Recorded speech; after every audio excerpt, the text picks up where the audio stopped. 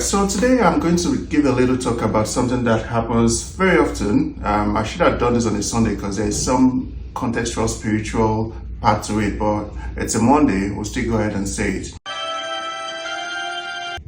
This is something I've learned from my mistakes, that it's not everything you see that you really jump into conclusions about.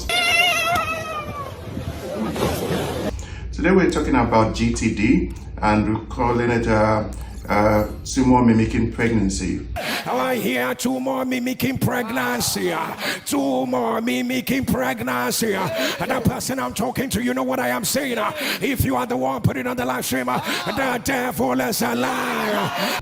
Basically, what happens in GTD is that the body starts to reproduce itself. Like the hormones that are present in pregnancy are duplicated, triplicated in the body, because the placenta forming tissues are starting to replicate themselves, and there is an abundance of these tissues, so much so that the woman starts to feel pregnant.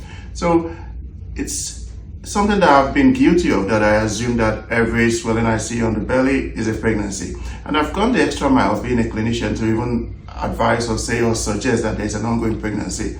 But this is the only situation where there is a growing belly and it doesn't end up in a baby shower, which is sad but sensitive. Do I regret what I said? No, I don't regret.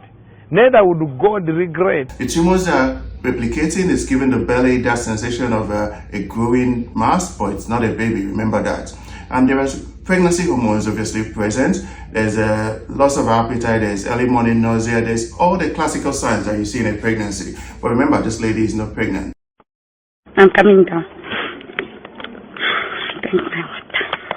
And for people who are very, very spiritual, it cannot explain it out that everything that happens in pregnancy is happening and there is no pregnancy.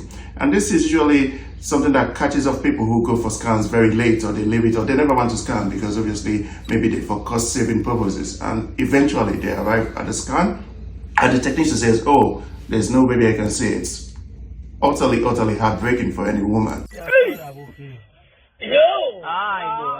And like I said, it's not everybody's case, but in the situations where you've got an ongoing, assumedly pregnancy, you need to have your serial scans. You need to go for your baby test. You need to at least do a scan, do a single scan if cost is a problem. But going forward, how does this get dealt with? It's no cause of the lady that this has happened. It's no cause of the environment. It's just the tissues, the body system playing a really cruel trick on the person.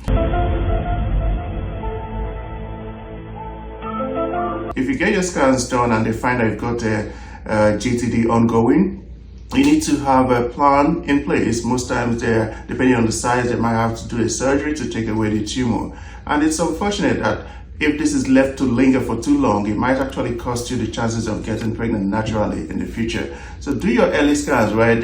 Once there is a suspicion, there's a missed period, there's some, even before the belly gets big, if you've got a missed period for a couple of months and you're feeling like you're pregnant, get your early scan in and at least you can know what you're dealing with. My name is Dr. Ojiobera. I'm a GP with a special interest in YouTube. Talk to you soon.